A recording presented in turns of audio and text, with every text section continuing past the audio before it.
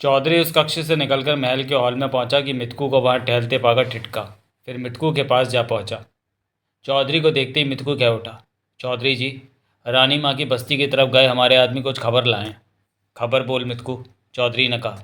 मोती ने युद्धाभ्यास के लिए बस्ती के बाहर शिविर लगा रखा है, वहाँ हथियार भी बनाए जा रहे हैं। कल तक तो रानी माँ की बस्ती के योद्धा ये सब काम कर रहे थे, परंतु आज सुबह से बस्ती के शिकारी भी शिविर में पहुँच गए। योद्धा अब उन्हें युद्ध अभ्यास करा रहे हैं और बस्ती वालों का पेट भरने के लिए बस्ती की शिकारी औरतें जंगल में गई हैं। चौधरी के माथे पर बल पड़े, बोला, इसका क्या मतलब हुआ? मोती ने शिकारियों को भी युद्ध के लिए तैयार करना शुरू कर दिया है। अब उनकी संख्या बढ़ गई है। कितनी हो गई संख्या? 150 से ज़्यादा। परंतु मोती ने युद्ध के लिए शिकारियों को क्यों शामिल किया? चौधरी के चेहरे पर सोच के भाव नाच रहे थे। इसका मतलब उसे लग रहा है कि आने वाले वक्त में लड़ाई में ताकत की ज़रूरत पड़ेगी। कहीं उसे ये खबर तो नहीं मिल गई कि बाहरी दुनिया से आने वाले लोगों को आप सहायता देने वाले हैं? ये खबर कैसे मिल सकती है? ये तो हम कुछ ही लोगों के बीच की बात है। अभी ये बात जग जाहिर नहीं हुई। लेकिन चौधरी जी, कुछ बात तो है ही जो मोती ऐसी तैयारी कर रहा है, मितकू बोला। चौधरी के चेहरे पर सोच के भाव मौजूद रहे। हो सकता है किसी ने गद्दारी करके मोती तक ये खबर पहुंचा दी हो। मितकू चौधरी के चेहरे को देख रहा था। बाहरी दुनिया के लोगों को सहायता देने की बात तो गौरी भाई या शांभवी जानती है। इन तीनों में कोई गद्दार नहीं है। ऐसा कोई नहीं जो रानी माँ की बस्ती का साथ दे। या फिर आपने अपने लोगों को बाहरी दुनिया से आने वाले लोगों की खबर पाने के लिए दौड़ाया है। ये बात मोती के कानों तक पहुंची हो और मोती ने खुद ही ऐसा कुछ सोच लिया हो। मितकू की बात पर चौधरी खामोश रहा। अब क्या करना है चौधरी जी? मितकू ने पूछा। अपने लोग रानी की बस्ती के बाहर टिके हैं खबरें पाने के लिए। हाँ जी। बाकी के 3 आदमी खबरें हम तक पहुंचाने में लगे हैं। मितकू फौरन कह उठा। वो जो खबरें थे मुझ तक पहुंचाते रहो। अवश्य कोई बात है जो मोती ने शिकारियों को भी योद्धाओं में शामिल किया। मुझे पूरा भरोसा है कि मोती किसी प्रकार ये बात जान गया है कि बाहरी दुनिया से आने वाले लोगों का साथ हम देंगे। मोती ये बात जान गया है तो हमारे लिए हैरत की बात है कि किसने उसे खबर दी। चौधरी चेहरे पर सोच के भाव लिए पलटा और वहाँ से बाहर निकलकर महल के कोने में बने उस कमरे में पहुँचा जहाँ चमोली रहती थी। चमोली कमरे के बाहर कपड़े सूखने के लिए डाल रही थी कि चौधरी को आया पाकर कह उठी, ओ चौधरी जी। चमोली, चौधरी धीमे स्वर में कह उठा। महालक्ष्मी से बोलना कि आज शाम ढलते ही उन्हीं खंडरों में आ जाए और तुम भी वहीं मौजूद रहना। मैं ज़्यादा देर वहाँ नहीं रुकूंगा।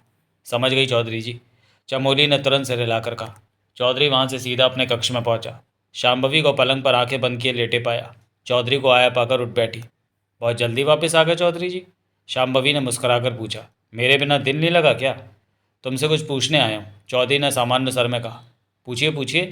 कल तुम कहाँ घूमने गई थी? शांभवी का दिल जोरों से धड़का। जार में बैठा जादूगर कह उठा। मुझसे पूछो। शांभवी ने मुझे बताया कि ये कल कहाँ कहाँ घूमी। चौधरी ने जादूगर को देखा। ये कल जंगल में घूमती रही।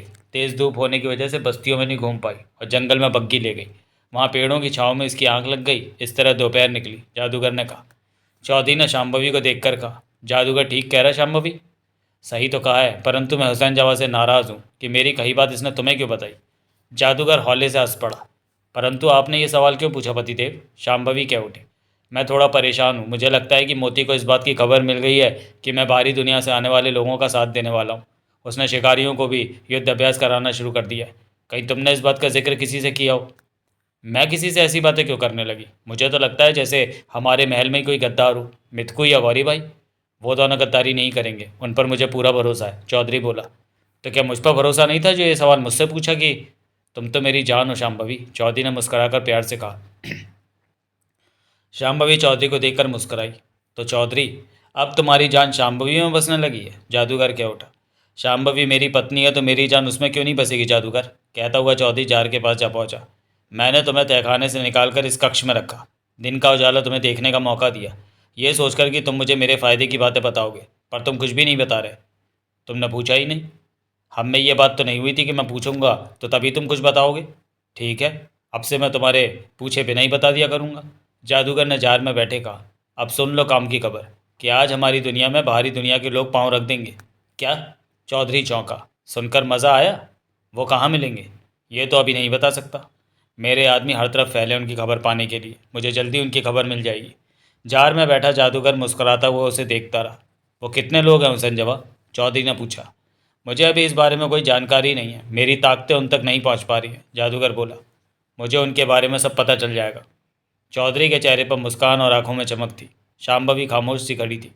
एकाएक चौधरी कक्ष से बाहर निकल गया। पहरेदार ने दरवाज़ा बंद कर दिया। शाम्भवी ने गहरी सांस ली और जार के पास आकर बोली, तुमने तो आज मुझे बचा लिया हुसैन जमा। सच में आज तुम फंस जाती अगर चौधरी के पूछने पर मैं बोल नहीं पड़ता तो। मेरे जादू ने मुझे बता दिया था कि तुम्हारे मुंह से ऐसा कुछ निकलेगा कि चौधरी को यकीन हो जाएगा कि यह खबर तुमने ही मोती को दी। शाम्भवी ने हड़बड़ाकर अपने दिल पर हाथ रखा और बोली, मुझे बचाने का शुक्रिया। चौधरी के सवाल पर मैं घबरा गई थी। जादूगर जार में बैठा मुस्कुराता रहा। मैं जगमोहन से कैसे मिलूंगी, इतना तो बता दो हुसैन जवां, शाम्भवी ने पूछा। निश्चिंत रहो, इसका इंतज़ाम मैं ही करूंगा कि तुम जल्दी जगमोहन से मिल सको, जादूगर ने कहा। सूर्य ने पश्चिम की तरफ झुकना शुरू कर दिया था। धूप तीव्र हो उठी थी। पसीने से भीगा मदन घोड़ा दौड़ाते शिविर में पहुंचा और घोड़े से उतरकर शिविर में प्रवेश कर गया। आज शिविर में भीड़ बहुत थी। चूँकि बस्ती के शिकारी भी युद्ध आरंभ कर रहे थे, इसलिए शिविर का आकार बढ़ा दिया गया था। मदन ने जल्दी ही मोती को ढूंढ निकाला, जो कि दो योद्धाओं के साथ बात करने में व्यस्त था। मदन को देखते ही मोती उसकी तरफ बढ़ाया था और पास पहुंचते ही बोला, तुम तो भूरा के साथ गए थे मदन। गजब हो गया मोती, भूरा मारा गया। मदन होठों पर जीभ फेर कर बोला, मारा गया? मोती चौंका, कैसे? कल जो दो महिला योद्धा घुड़सवार हमारे इसी शिविर में तुमसे बात करने आई थी, उन्हीं में से एक ने भूरा को मारा। मोती के माथे पर बल उभरे। हुआ क्या था? मदन ने मोती को पूरी सारी बात बताई। सब कुछ सुनकर मोती गंभीर हो उठा। भूरा का मृत शरीर कहाँ है? हमारे साथी भूरा के मृत शरीर को घोड़े की पीठ पर डाले दूर खड़े हैं। पहले मैं तुमसे बात करना चाहता था, अब बताओ भूरा के मृत शरीर का क्या किया जाए? बस्ती में लाऊं या नहीं, या यहीं शिविर में? मदन, मोती गंभीर स्वर में बोला, अब यह तो स्पष्ट हो गया कि भूरा गद्दार था और हमारी खबरें चौधरी को दे रहा था। पहले मुझे उस पर शक था, परंतु अब यकीन हो गया है।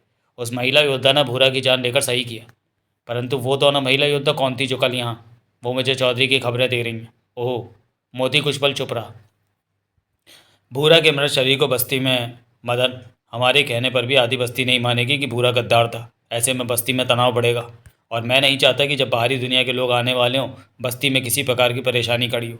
हमें बस्ती का माहौल इन दिनों हर हाल में सामान्य रखना है, मदन ने गंभीर स्वर में कहा। ऐसे में बेहतर यही होगा कि भूरा के मृत शरीर को जंगल में ले जाकर जला दो और वापस आकर सबको यही कहो कि भूरा तुम लोगों से अलग हो गया और फिर वापस नहीं लौटा। ढूंढने पर भी नहीं मिला तो अंधेरा होने पर तुम लोग वापस आ गए। ऐसा करना ठीक होगा मोती, मदन ने गंभीर स्वर में कहा। तुम ही बताओ, भूरा गद्दार था? हाँ, महिला योद्धा की बातों से तो मुझे यही लगा। तो हमें परवाह नहीं कि गद्दार गुमनाम मौत मरे, मोती ने गुस्से से कहा। तुम ठीक कहते हो, गद्दारों की मौत की हमें परवाह नहीं करनी चाहिए, मदन बोला। तुमने जैसा कहा है मैं वैसे ही करके अंधेरे में बाकी तीनों साथियों के साथ वापस लौटूंगा। उन्हें भी सब समझा देना। मदन ने सिर हिलाया, वापस घोड़े पर सवार होकर चला गया। मोती चिंता और सोचों में डूबा शिविर में पुनः व्यस्त हो गया।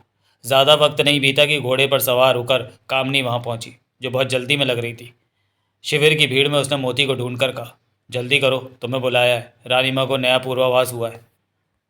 रामनी और उजली ने रानी माँ को तकियों के सहारे पलंग पर बिठा रखा था। रानी माँ ज़रा भी चेहरा हिलाती तो गालों की झुर्रियों का लटकता मांस हिलने लगता था। रानी माँ की आंखें हर तरफ जा रही थीं। वहाँ पर गोबन था, गौरी थी, कारा था। इंतज़ार हो रहा था तो मोती का, और वहाँ खामोशी थी। तभी बाहर आहटें गूंजी और पहले मोती ने, फिर कामनी ने भीतर प्रवेश किया। मुझे पता चला रानी माँ कि आपको पूर्वाभास हुआ कुछ, मोती ने तेज़ सांसें लेते हुए कहा। तेरा इंतज़ार कर रहे थे, गोबन बोला। अब सुन ले माँ से। सबकी निगाहें रानी माँ पर जा टिकी। रानी माँ ने अपना चेहरा हिलाया तो लटकती झुर्रियाँ हिलने लगी। कह रानी माँ, कारा बोला। वो बाहरी दुनिया के लोग, रानी माँ ने कमज़ोर स्वर में कहा, हमारी दुनिया में आ चुके हैं। क्या? मोती के होठों से तेज़ स्वर निकला। बाकी सब भी चौंके। बाहरी दुनिया के लोग आ चुके हैं रानी माँ? गौरी कह उठी। हाँ। वो कितने हैं? कामनी बोली। इसका मुझे पूर्वाभास नहीं हुआ, रानी माँ कमज़ोर कांपते स्वर में बोली। वो कहाँ हैं? मोती बोला। किधर मिलेंगे हमें? नहीं जानती। तो हमें कैसे पता चलेगा कि वो किधर है? मोती ने कहा। खबर आ जाएगी। रानी माँ ने हाथ उठाने की चेष्टा की। खबर आ जाएगी उनकी। इतना कहने के साथ ही रानी माँ गहरी गहरी सांसें लेने लगी। उजली रानी माँ के माथे पर हाथ फेरने लगी। सब खामोश रहे। जल्दी रानी माँ संयंत्र हुई और कमज़ोर धीमे स्वर में क्या उठी। एक और बात, पूर्वाभास हुआ इस बात का भी कि हम नरबली देने में सफल रहेंगे। सबके चेहरे खिल उठे।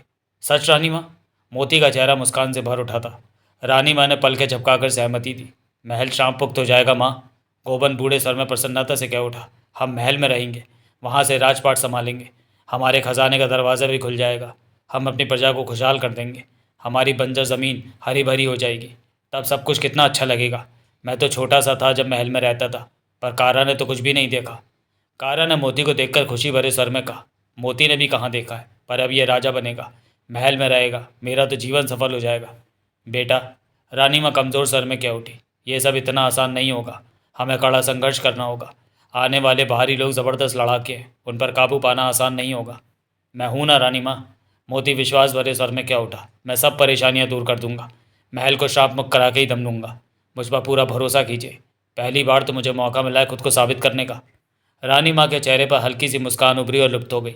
उनकी संख्या ज़्यादा नहीं होगी, जबकि मेरे पास 150 योद्धा हैं, 50 से ऊपर शिकारी हैं, वो सब। मोती के शब्द अधूरे रह गए, क्योंकि उसी पल कमरे में बड़ी सी काली परछाई घूमी और लुप्त हो गई। सबने देखा ये। रानी माँ के शरीर में तेजी से हरकत हुई। दसला आ गया। रानी माँ के होठों से कमज़ोर किंतु तेज स्वर निकला। बहुत लंबे वक्त के बाद वो मुझसे मिलने आया है, कोई खास बात ही होगी। तुम सब जाओ। फौरन ही सब खड़े हो गए। उजली और रामनी भी बाहर निकल गई। रानी माँ, मोती बोला, क्या मैं यहाँ रह सकता हूँ? नहीं। रानी माँ ने हौले से इंकार में सिर हिलाया तो उसके गालों पर लटका वहाँ से हिलने लगा। मोती पलटकर बाहर निकल गया। सब निकल गए, दरवाज़ा बंद कर दिया गया। तभी कमरे में काली परछाई फिर घूमी, फिर एक दीवार पर स्थिर हो गई। उसके बाद परछाई का आकार छोटा होने लगा। देखते देखते दीवार पर एक व्यक्ति की काली परछाई स्पष्ट नजर आई। परछाई से कुछ इस प्रकार लग रहा था कि उसने लंगोट बांधा हो। कंधे चौड़े थे और सिर गंजा था, या बाल छोटे थे। रानी माँ की निगाह दीवार पर उस परछाई पर टिक चुकी थी। रानी माँ को कुल देवता दसला का नमस्कार। शांत धीमी मर्दाना आवाज़ वहाँ उभरी, नमस्कार दसला। तकियों के सहारे बैठी रानी माँ ने कमज़ोर स्वर में कहा, तुम तो बहुत बूढ़ी हो गई। उम्र तो सब पर ही आती है। कहो, आज मेरे पास आना कैसे बन गया? बधाई देने आया हूँ कि बाहरी दुनिया के लोग इस ज़मीन पर आ गए। तुम्हारे जीवन के 114 सालों में ये मौका पहली बार आया है कि तुम बाहरी दुनिया के इंसान की बलि देकर अपने महल को शाप मुक्त कर लो। हम नरबलि देने में सफल रहेंगे कुल देवता दसला। अवश्य। वही मध्यम सी दसला की आवाज़ गूंजी। यकीनन सफल रहोगे, परंतु राह इतनी भी आसान नहीं होगी जितनी कि तुम सोच रही हो। मैं जानती हूँ कि हमें बहुत कठिनाइयाँ आने वाली हैं। उन कठिनाइयों में से कुछ काल मेरे पास है। तुम्हारे पास दसला? हाँ, चूँकि मैं तुम्हारा कुल देवता हूँ और तुम्हारे सारे वंशज कठिनाइयों का सामना कर रहे हैं जन्म से ही, इसलिए मेरे से जो सहायता हो सकेगी वो मैं अवश्य करूँगा। रानी माँ खामोश रही। क्या तुम्हें मेरी बात सुनकर खुशी नहीं हुई? क्यों नहीं हुई? मैं देवता के बारे में सोच रही थी, जिन्होंने मेरे पति की गलती की वजह से महल को श्रापित कर दिया। तुमने देवता से बात की? क्या वो बाहरी दुनिया से आए लोगों में से एक की बलि लेकर महल को श्राप से मुक्त कर देगा? क्यों नहीं रानी माँ, देवता को ऐसा करना पड़ेगा। वो भी श्राप वापस लेने से बंधा हुआ है। उसकी मांग पूरी होगी तो देवता अपना श्राप वापस ले लेगा। ऐसा नहीं करेगा तो उसकी शक्ति कम होने लगेगी। कुल देवता दसला का स्वर गूंज रहा था। देवता ने जो श्राप दिया है उसकी बातें पूरी होने पर उसे वो वापस ले लेगा। मुझे लगता है कि देवता ने हमारे खानदान को बहुत कठोर सज़ा दी है। मेरे पति ने एक दासी के साथ बलात्कारी तो किया था, दासी ने आत्महत्या कर ली, तो इतनी कठोर सज़ा क्यों दसला? तो तुम सोचती हो कि ये कठोर सज़ा है? यही बात मेरे दिल में है कि देवता ने इतनी कठोर सज़ा देकर इंसाफ नहीं किया। ऐसा मत कह रानी माँ, देवता का काम अन्याय करना नहीं है। देवता किसी को उतनी ही सज़ा देता है जितने का वो हकदार है। अभी तक ऐसी भी कुछ सच्चाइयाँ हैं जो दबी हुई हैं। तुम्हें सच की जानकारी नहीं है, परंतु देवता ने सारे इंतज़ाम कर रखे हैं कि तुम्हें इस कठोर सज़ा की सच का भी पता चल सके। इस कठोर सज़ा का सच तुम कहना क्या चाहते हो दसला? जब वक्त आएगा तुम्हें सब कुछ पता चल जाएगा। तुमने कहा सच्चाइयाँ दबी हुई हैं, ऐसा कहकर तुमने मुझे व्याकुल कर दिया। क्या बात है जो मैं नहीं जानती? अभी वक्त नहीं आया, जब वक्त आएगा तो सब कुछ तुम्हारे सामने होगा। कुल देवता दसला की आवाज़ उस कमरे में मध्यम से गूंज रही थी। एक बात और तुम्हें बता देना चाहता हूँ कि बाहरी दुनिया से आए लोगों में से जिसकी बलि देने में तुम लोग सफल रहोगे वो औरत होगी। तो क्या हम औरत की बलि देंगे? देवता को इससे कोई फ़र्क नहीं पड़ता कि जिसकी बलि दी जा रही है वो औरत है या मर्द। देवता को सिर्फ इस बात से मतलब है कि जिसकी बलि दी जा रही है वो बाहरी दुनिया का हो। अब ऐसा वक्त आ रहा है कि मुझे तुम्हारे पास आते ही रहना होगा, ताकि तुम्हारे कुल को फिर से जगमगाने के लिए तुम्हारी सहायता कर सकूं। अपनी जिम्मेवारी का एहसास है मुझे। मेरे कारण तुम्हारे काम नहीं रुकेंगे। जाता हूँ। अगले ही पल दीवार से काली परछाई गायब हो गई। रानी माँ की गंभीर निगाह दीवार पर ही रही। आंखों में सोच और गंभीरता दिखाई दे रही थी। तभी रानी माँ का शरीर जोरों से कांपा, इस तरह की जैसे करंट लगाओ। शरीर फिर धीमे धीमे सांसें चलने लगीं। पलकें खुल गईं। ऐसा रानी माँ को तभी होता था जब कोई पूर्वाभास हो, और रानी माँ को अभी अभी पूर्वाभास ही हुआ था। रानी माँ का झुर्रियों से भरा चेहरा शांत लग रहा था। लंबे इंतजार के बाद बाहर से गोबन ने दरवाज़ा खोला और भीतर जाकर, आ जाओ, रानी माँ ने क्षीण स्वर में कहा। एक एक करके सब भीतर आ गए। कुल देवता दसला ने क्या कहा रानी माँ? कारा ने पूछा। दसला कहता है कि हम बाहरी दुनिया की औरत की बलि देने में कामयाब रहेंगे, रानी माँ कह उठी। दसला ने बताया कि उसके बाद महल शाप मुक्त हो जाएगा, सब कुछ पहले की तरह हो जाएगा। ये तो बहुत खुशी की बात है, गोबन ने कहा। मुझे अभी अभी पूर्वाभास हुआ है। पूर्वाभास में मैंने बाहरी दुनिया से आए लोगों को इस बस्ती में देखा। वो कुछ काम से आए हैं जिसके लिए उन्हें इसी बस्ती से गुजरना होगा। तो वे खुद ही यहाँ आएंगे, मोती बोला। हाँ। उनकी संख्या के बारे में कुछ पता चला कि वो कितने हैं? क्षणिक सोच के बाद रानी माँ ने कहा, ये मैं नहीं बता सकती, मुझे इस बात का ज्ञान नहीं हुआ। वो किस काम से आए हमारी दुनिया में? कामनी ने पूछा। पता नहीं माँ, गोबन सोच भरे स्वर में क्या उठा। हम क्या इतने कमज़ोर हो गए हैं कि औरत की बलि देवता को दें? दसला यही कहता है कि हम औरत की बलि देने में सफल रहेंगे, रानी माँ पुनः बोली। इसका मतलब संघर्ष कड़ा होगा। मोती गंभीर आवाज़ में क्या उठा। सब कुछ ठीक से संभालना मोती, गौरी क्या उठी। मुझ पर भरोसा रखो। मोती दृढ़ स्वर में क्या उठा। मैं फिर कहती हूँ। रानी माँ कमज़ोर धीमे स्वर में क्या उठी। यह सब आसान नहीं होगा। ऐसी कई नई बातें होंगी जिनकी हमें आशा नहीं होगी। दसला ने ऐसा ही कुछ इशारा किया है।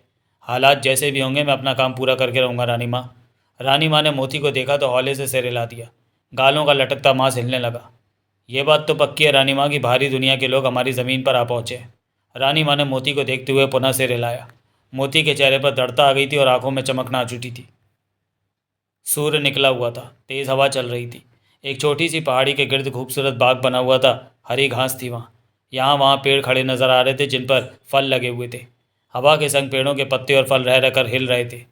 पहाड़ी के पास ही देवराज चौहान, जगमोहन, बाकेलाल राठौर, रुस्ताराव, मोना चौधरी, सोहनलाल, महाजन, पारसनाथ, नगीना बेहोशी की हालत में पड़े थे। पहाड़ी का करीब का हिस्सा खोखला से दिखाई दे रहा था और हम अंदाज़ा लगा सकते हैं कि ये लोग उसी खोखले हिस्से से निकलकर बाहर गिरे थे। पास ही पहाड़ी के ढेरों पत्थर इधर उधर बिखरे हुए थे। हर तरफ सुनसानी थी।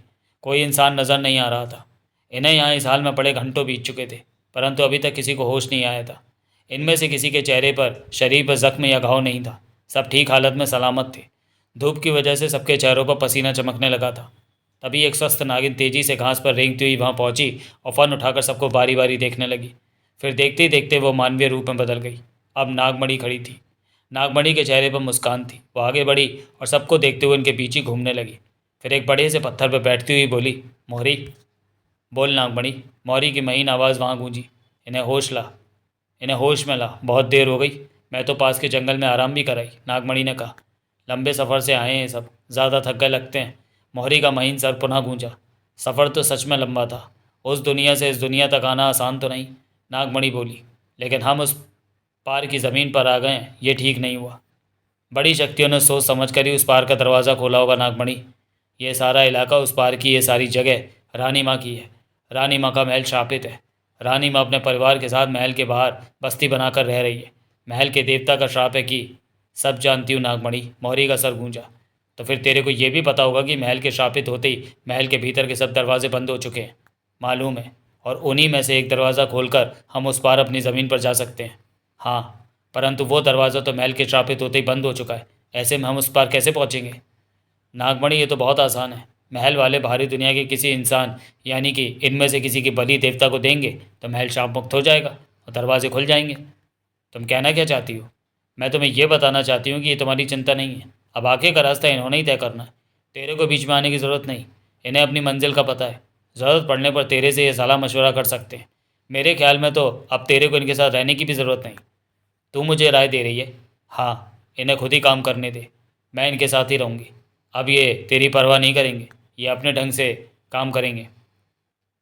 इन्हें पता है कि इनकी मंजिल बेवरा का तिलिस्म है, जहाँ तुम्हारी माँ यानी नागिन कैद है। उसे आज़ाद कराने के लिए आगे जाएंगे। अपना रास्ता ये खुद बनाएंगे। तू दूर रहकर इन पर नज़र रख। जब ज़रूरत पड़े तभी सामने आना। बात तो तेरी ठीक लगती है, नागमणि सोच भरे सर में क्या उठी। मैं ठीक बात ही कहती हूँ, परंतु मुझे चिंता है कि शापित महल कब ठीक होगा और कब ये उस पार बेवरा के। बेकार में तू चिंता मत कर नागमणि। महल वाले किसी न किसी की बलि देकर महल को शापमुक्त कर लेंगे। अब तेरे को ये चिंता भी नहीं कि बलि के भेंट देवराज चौहान या मोना चौधरी की न चढ़ जाए। दिल्ली की चाबी यानी ब्लैक डायमंड को दोनों ही छू चुके हैं। अगर इनमें से किसी एक की बलि दे दी गई तो दूसरा तब भी जाकर बेवरा के तिलिस्म को तोड़कर तेरी माँ को आज़ाद करा लेगा। इसलिए तेरे को किसी भी बात की चिंता नहीं करनी चाहिए। आज तो तू बहुत समझदारी की बातें कर रही है। वो तो मैं हमेशा ही करती हूँ, पर तेरी समझ में देर से आई। नागमणि हंस पड़ी, फिर बोली, अब तेरे को बातें करनी भी आ गई हैं। चल, इनमें से किसी को होश में ला। किसे लाऊं पहले? नागमणि के चेहरे पर क्षणिक सोच के भाव उभरे, फिर बोली, बेला यानी नगीना को। अभी ले। नागमणि की निगाह जंगीरा पर जा टिकी, जो एक तरफ लुढ़की पड़ी थी। चंद क्षण बीते कि नगीना का शरीर हिला, उसे होश आने लगा था। पत्थर पर बैठी नागमणि शांत भाव से उसे देखती रही। एकाएक नगीना ने आंखें खोल दी। वो तुरंत उठ बैठी, आसपास बेहोश पड़े सबको देखने लगी। अगले ही पल उसकी निगाह नागमणि पर जा टिकी। उसी पल नगीना की आंखों में हीरे जैसी चमक नजर आने लगी। तो तूने अपनी मर्जी कर दिखाई नागमणि। नगीना के होंठों से गुड्डी का तीखा लहजा निकला। तूने क्या सोचा कि मैं हार जाऊंगी तेरे से? नागमणि मुस्कुराई। तू जानती है कि ऐसा करके तूने अच्छा नहीं किया। मैंने कुछ भी बुरा नहीं किया। इन सबको पूर्व जन्म में लाकर तूने मोना चौधरी की जान खतरे में डाल दी है। उससे मुझे कोई फ़र्क नहीं पड़ता गुड्डी। नागमणि गंभीर स्वर में कह उठी। मेरा मकसद है अपनी माँ को आज़ाद कराना। माँ को लाकर बाबा के सामने खड़े करके बाबा को खुश होते देखना। इसी काम के लिए मैं निकली थी और अब ये काम पूरा होगा। ये बात मैं जानती हूँ कि देवा मिन्नो की वापसी के रास्ते तभी खुलेंगे जब ये पूर्व जन्म का कोई बिगड़ा काम ठीक कर देंगे, नहीं तो यहीं भटकते रहेंगे। और वह बिगड़ा काम तुम्हारी माँ को बेवरा के तिलिस्म से आज़ाद कराना होगा। हाँ नागमणि, गुड्डी ने गंभीर स्वर में कहा। मैं तेरी इच्छा के खिलाफ नहीं हूँ, परंतु मोना चौधरी की मौत भी नहीं होनी चाहिए। अब तूने उसकी जान खतरे में डाल दी। ये सब बातें मैं नहीं जानती। मैंने तो अपनी माँ को आज़ाद। मैं चाहूँ तो कोई और बिगड़ा काम संवार कर इन सबको पूर्व जन्म से बाहर ले जा। तू ऐसा नहीं कर सकती। नागमणि के होठों से फुफकार से निकली। तूने ऐसा करने की चेष्टा की तो मैं तेरा काम बिगाड़ती चली जाऊंगी। तेरे को इतना परेशान कर दूंगी कि तू कुछ भी ना कर सके। मेरे से झगड़ा मत मोल मत ले गुड्डी। यहाँ तक तो मेरी शक्तियाँ और भी बढ़ गई हैं। कान खोल कर सुन ले, अगर तूने कोई चालाकी की तो मैं सब भूल जाऊंगी और एक एक को चुन चुन कर मारूंगी। हूँ तो मैं नागिनी, जिसके पीछे पड़ गई तो पीछे पड़ गई। मेरी जाति ऐसी है कि किसी को कुछ कहो मत, कोई कहे तो उसे छोड़ो मत। मतलब परस्त है तू। तुझे मोना चौधरी की जान की, मुझे अपने नाग बाबा को खुश करना है। मैं उनका और उनकी नागिन का मिलन देखना चाहती हूँ। गुड्डी के चेहरे पर गंभीरता आ गई। वो बोली, याद है मैंने तुझे पहले ही सतर्क किया था कि यह राह छोड़ दे। ऐसा करके कुछ भी हासिल नहीं होगा। अपनी माँ को आज़ाद कराने के चक्कर में तू अपने आप को खो देगी और तेरा पापा भी बर्बाद हो जाएगा। जो जैसा है उसे वैसे ही रहने दे। परंतु तूने मेरी बात को गंभीरता से नहीं लिया और मैं तेरी बकवास नहीं सुनना चाहती। यह बकवास नहीं, सच है। गुड्डी गंभीर थी। अभी भी वक्त हाथ में है। मेरी बात मान ले नागमणि, यह सब कुछ यहीं पर रोक दे। अपनी माँ को बेवरा के तिलिस्म में कैद रहने दे। उसे आज़ाद कराने का ख्याल छोड़ दे, नहीं तो सब कुछ खत्म हो जाएगा। तेरा वजूद खो जाएगा और नाग बाबा के लिए तो बहुत ही बुरा होगा। तेरे को अच्छी तरह पता है कि मेरा वजूद सच बोलना है, दूसरों का भला करना है। मेरे लिए कोई दुश्मन नहीं, कोई दोस्त नहीं।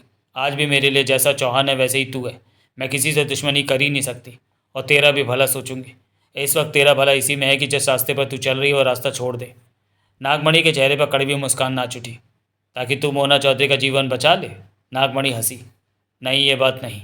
बात सिर्फ तेरे भले की है। इस वक्त मैं किसी और के बारे में नहीं सोच रही। तू जानती है कि मैं झूठ और फरेब नहीं कर सकती। मुझ पर शक मत कर। मेरी बात मानने में ही तेरा भला। मेरा भला कहाँ है? मैं बेहतर जानती हूँ। तू मुझे पाठ मत पढ़ा। नागमणि फुफकार उठी। इस बात को याद रखी, मेरी नज़र इन सब पर रहेगी। जब भी काम मेरी इच्छा के विरुद्ध होंगे तो सामने मुझे खड़ा पाओगी। इन सबको मैं अपनी माँ को तिलिस्म से आज़ाद कराने के लिए लाई हूँ, तो ये काम ही होना चाहिए। गुड्डी ने कुछ नहीं कहा। नगीना के चेहरे पर गंभीरता रही। मेरे कहने से बाहर मत जाना गुड्डी। आने वाला वक्त मेरे शब्दों की तस्वीर दिखाएगा। गुड्डी गंभीर स्वर में बोली। तब तू वापस लौटने के लिए हाथ पांव मारेगी, छटपटाएगी, परंतु तब तेरे पास वापसी का रास्ता नहीं होगा। उस समय तू मजबूरी में सिर्फ आगे ही बढ़ेगी और अपना वजूद तू खो देगी, सब कुछ खो देगी। तड़प के अलावा तेरे पास कुछ नहीं होगा। मैं तेरी बातों से डरने वाली नहीं। नागमणि हंस पड़ी। तभी नगीना चौंक कर खड़ी हो गई। उसके होंठों से गुड्डी के लहजे में निकला, पेशीराम। नागमणि की निगाह उस पल घूमी और चंद पलों के फासले पर खड़े पेशीराम यानी फ़कीर बाबा पर जा टिकी। पेशीराम के बूढ़े चेहरे पर गंभीरता थी। उसके लंबे सुनहरी बाल, सफ़ेद बाल माथे पर आ रहे थे, जिन्हें उसने पीछे कर लिया था। पेशीराम की निगाह सब बेहोशों पर घूम रही थी। उसे देखते ही नागमणि के चेहरे पर कठोरता आ गई थी। आखिरकार पेशीराम ने गंभीर निगाहों से नागमणि को देखा। मैंने तेरे को रोका था नागमणि की देवा मिन्नो की जान खतरे में मत डालना। ये सब जानने के लिए अनिल मोहन का पूर्व प्रकाशित उपन्यास नागमणि पढ़ें, जो कि आपको अनिल मोहन की प्लेलिस्ट में मिल जाएगा। परंतु तू हटी है, तो वो करके रही जो करना चाहती थी। मैं अपना काम पूरा करूंगी जो नाग बाबा ने मुझे सौंपा है। नागमणि बोली। मेरे लिए नाग बाबा की बात पहले है और बाकी सब बातें बाद में। मैं अपना कर्म कर रही हूँ। तेरे कर्म में मिन्नो की जान चली जाएगी मेरी भला से। नागमणि हंसी। नागिन है ना, स्वभाव से ही तू कठोर है और वैसी बातें करती है। मुझे अपनी माँ यानी नागिन को आज़ाद कराकर बाबा के हवाले करना है। सिर्फ इसी बात की फिक्र है तुझे? हाँ, तू अपने कर्म कर, बाकी अपने कर्म करेंगे। पेशीराम ने दुख भरे स्वर में कहा। लेकिन तू नहीं जानती कि मिन्नो की मौत के साथ ही मेरे सामने बहुत बड़ी परेशानी खड़ी हो जाएगी। कभी मेरी वजह से देवा मिन्नू का झगड़ा हुआ था नगरी में। उसके बाद सब कुछ तबाह हो गया। तब बड़ी शक्तियों ने मुझे श्राप दिया कि जब तक मैं देवा मिन्नू में दोस्ती नहीं कराऊंगा तब तक मेरी मौत नहीं होगी। वही जन्म चला आ रहा है मेरा। वक्त के साथ साथ मेरा शरीर बूढ़ा होता जा रहा है और देवा मिन्नू का ये तीसरा जन्म है। मैं अपनी पूरी चेष्टा कर रहा हूँ कि देवा मिन्नू में दोस्ती कराकर इस शरीर से मुक्ति पा जाऊँ। अगर मिन्नू की मौत हो गई तो मुझे फिर से लंबा इंतज़ार करना होगा, देवा की मौत का इंतज़ार। उसके बाद फिर से देवा और मिन्नू के पैदा होने और बड़े होने का इंतज़ार। उसके बाद दोनों में दोस्ती कराने की मेरी चेष्टाएं पुनः शुरू होंगी। तब तक मेरा कमज़ोर शरीर और ढल गया होगा। और नागमणि हंस पड़ी। पेशीराम ने थके अंदाज में उसे देखा। पेशीराम, तू भी तो अपने मतलब की खातिर सब कुछ कर रहा है, वरना तेरे को देवा मिन्नू की क्या चिंता। मेरा अपना मतलब है माँ को आज़ाद कराना, तेरा अपना मतलब है। अपने मतलब की खातिर तू दौड़ा फिर रहा है, वरना तेरे मेरे में अंतर क्या है। हम दोनों को ही अपने मतलब से मतलब है। मेरा मतलब पश्चाताप से भरा है नागमणि। मैं पश्चाताप कर, पर मेरा मकसद पवित्र है। मैं प्यार करने वाले दो दिलों को मिलाना चाहती हूँ। बेशक वो मेरे माँ बाप हैं। मैं नहीं चाहती कि मेरा काम करते हुए किसी की मौत हो, परंतु किसी की जान जाती भी है तो मुझे उसकी परवाह नहीं। जब पहले ही पता चल जाए कि ऐसा करने से किसी की जान जाएगी तो वो काम नहीं करना चाहिए। क्या तुम अपना मकसद बदल सकते हो ऐसा होने पर? मकसद नहीं बदलूंगा, परंतु रास्ता बदल दूंगा, पेशीराम ने गंभीर स्वर में कहा। मैं तुमसे बातों में उलझना नहीं चाहती, नागमणि ने कहा और पत्थर से उठकर नगीना को देखकर कह उठी। अब तक तुम समझ गई होगी गुड्डी कि मुझे हर हाल में अपना काम पूरा चाहिए। तुम्हारी कोई भी चालाकी मुझे कहर बरसाने को मजबूर कर सकती है, इसलिए वही करना जो मैं चाहती हूँ। गुड्डी यानी नगीना खामोशी उसे देखती रही। खामोशी सी आ ठहरी वहाँ। पेशीराम और गुड्डी की कांच जैसी चमकती नजरें मिली। तुम्हारा काम रह गया पेशीराम, गुड्डी गंभीर स्वर में बोली। मैं देवा और मिन्नू को यहाँ नहीं आने देना चाहती थी, परंतु मुझे तुमसे कोई शिकायत नहीं गुड्डी। मैं जानता हूँ कि तुम ईमानदार है। तूने अपनी पूरी कोशिश की कि ऐसा ना हो, परंतु ऐसा हो गया तो जाहिर है इसके पीछे भी कोई भलाई छिपी होगी, पेशीराम ने शांत स्वर में कहा। गुड्डी खामोश रही, पेशीराम को देखती रही। मिन्नू की मौत की संभावना है, पेशीराम ने पुनः कहा। ऐसा हो सकता है, ऐसा ना हो ये रोकना होगा गुड्डी। तभी मैं इनके साथ आई हूँ कि ऐसा कर सकूँ, गुड्डी ने गंभीर स्वर में कहा। तभी पेशीराम की निगाह मोना चौधरी पर जा टिकी। वो होश में आ रही थी। रह रहकर उसके हाथ पाँव हिल रहे थे। गुड्डी की निगाह भी मोना चौधरी के शरीर पर टिकी। मोना चौधरी होश में आ गई, उठ बैठी।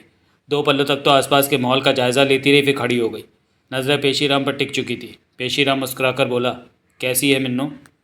ठीक ठीक हूँ। हम क्या पूर्व जन्म में? मोना चौधरी ने पूछा। हाँ, तुम सब पूर्व जन्म में पहुँच चुके हो, पेशीराम बोला। परंतु तुम्हारे लिए समस्या है मिन्नू। क्या? यहाँ तुम्हारी जान जा सकती है। मुझे कुछ नहीं होने वाला, मोना चौधरी विश्वास भरे सर में कह उठी। वहम में मत पड़ो पेशीराम। यही तो तेरे में कमी है कि तू दूसरों की सुनती नहीं, अपनी ही कहती, अपनी ही मानती है। मैं ठीक रहूँगी पेशीराम, मेरी फिक्र मत करो। तेरी और देवा की ही तो फिक्र रहती है। तुम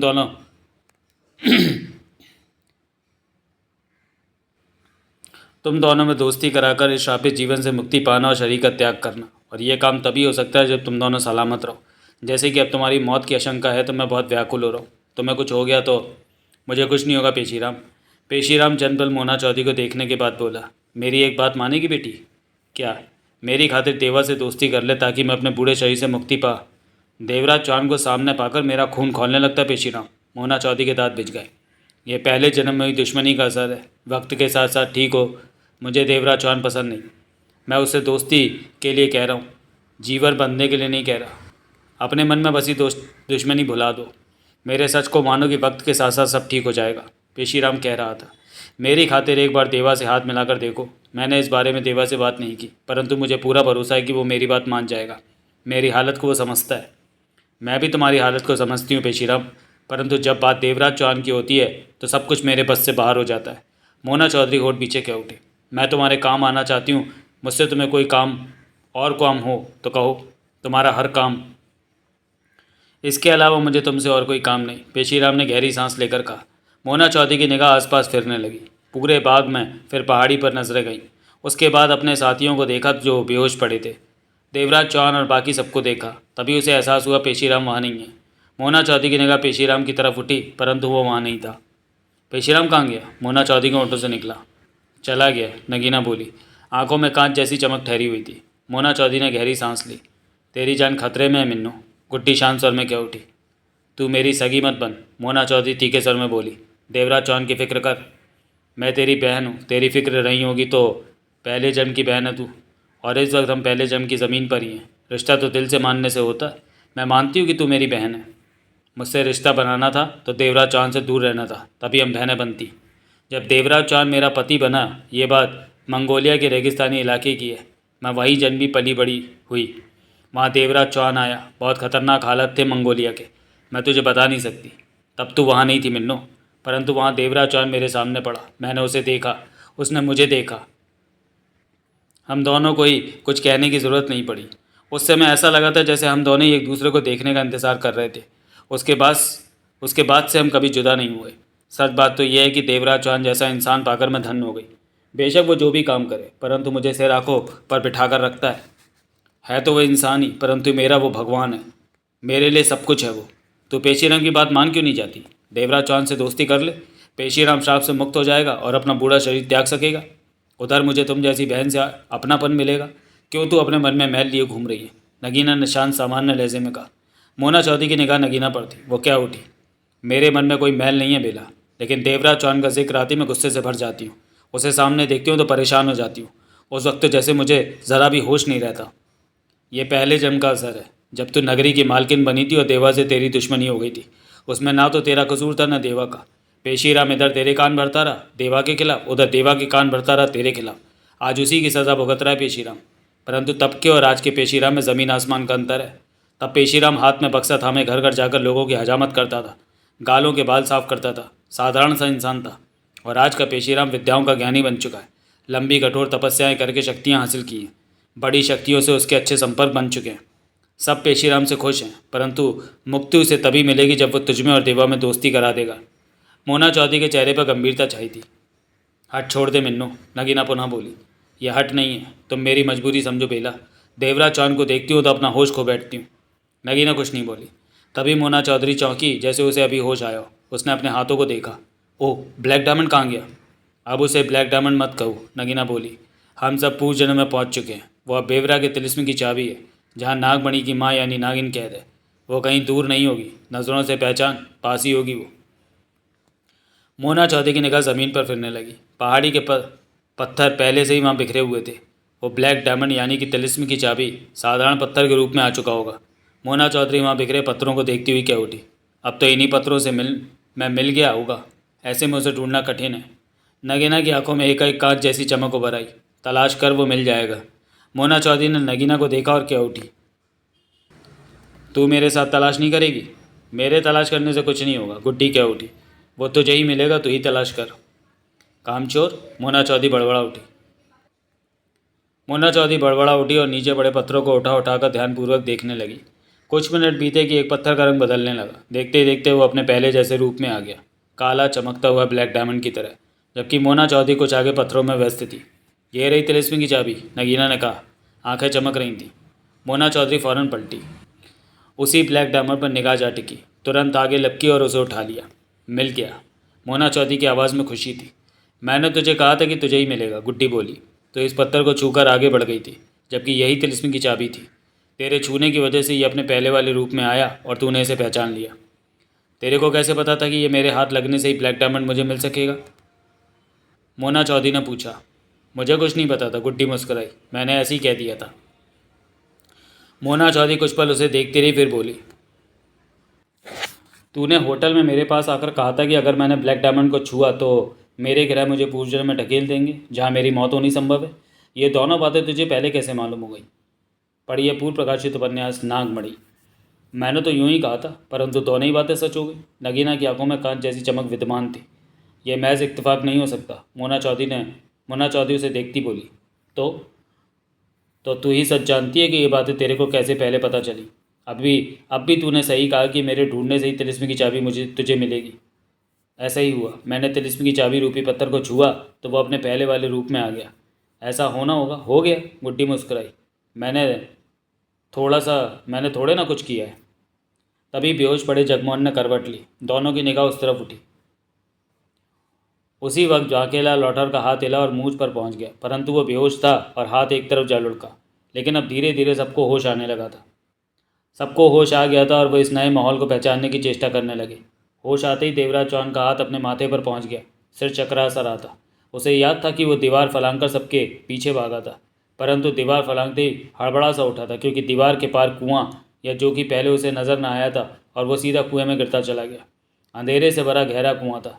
हर पल उसे लग रहा था कि अभी कुएं की ज़मीन से टकराया कि अभी टकराया, परंतु ऐसा कुछ भी ना हुआ। नीचे गिरता जा रहा था वो। बाहें टांगें उसकी फैल चुकी थी। तभी सुगंध से भरा तीव्र हवा का झोंका उसकी सांसों से टकराया और उसके बाद उसके होश गुम होते चले गए थे। नीचे गिरते हुए वो बेहोश हो गया था, और अब होश आया तो खुद को यहाँ पाया था। सिर अभी भी घूम रहा था। वो नहीं जानता था कि कितनी देर बाद उसे होश आया। तभी नगीना उसके पास आ पहुंची। कैसे हैं आप? वो उसके पास बैठ गई। ठीक हूँ। हम पूर्व जन्म की ज़मीन पर आ पहुँचे हैं, नगीना बोली। समझ सकता हूँ। देवराज चौहान ने मुस्कुराने की चेष्टा की। मोना चौधरी कहाँ है? वो इस तरफ है, उसे भूल जाइए।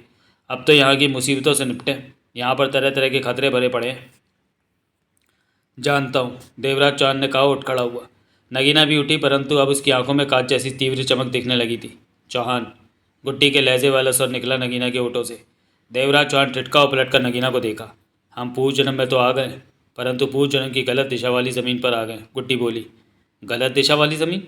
देवराज चौहान के होठों से निकला। हाँ, मैं अभी सब देख कर आई हूँ, गुड्डी ने शांत स्वर में कहा। तुम्हारे पूर्व जन्म की ज़मीन पर एक राजा का झगड़ा हो गया था दूसरे प्रभावशाली लोगों से। राजा के उनके विचार नहीं मिल रहे थे, इस कारण बार बार उनमें झगड़ा हो रहा था। इन बातों से तंग आकर राजा ने अपने राज्य को नगरी की ज़मीन से अलग कर दिया। राजा के राज्य का छोटा सा हिस्सा था सारी ज़मीन के मुकाबले। प्रभावशाली लोगों ने भी उसे अलग कर देना ठीक समझा, और ज़मीन से लेकर आकाश तक रेखाएं खींच दी गई कि कोई इधर ना आ सके, ना कोई उधर जा सके। इस तरह राजा का राज्य अलग हो गया। क्या हम उसी राजा के राज्य में? देवराज चौहान के माथे पर बल पड़े। हाँ, तो हम उस हिस्से वाली ज़मीन पर कैसे जा पाएंगे? देवराज चौहान उलझन भरे स्वर में बोला। महल के राजा ने महल में एक गुप्त रास्ता तैयार कर लिया था कि अगर कभी किसी खास वजह से ज़रूरत पड़े तो उस तरफ जाया जा सके। गुड्डी ने वहाँ मौजूद दूसरे लोगों पर नज़र दौड़ाते हुए कहा। तुम्हारा मतलब है कि हमें उस महल के भीतर से होकर पूछ जन्म के दूसरे हिस्से की ज़मीन पर जाना होगा? हाँ, ये तो कोई समस्या नहीं गुड्डी, हम ऐसा ही करेंगे। समस्या यहीं से शुरू होती है चौहान, गुड्डी गंभीर स्वर में कह उठी।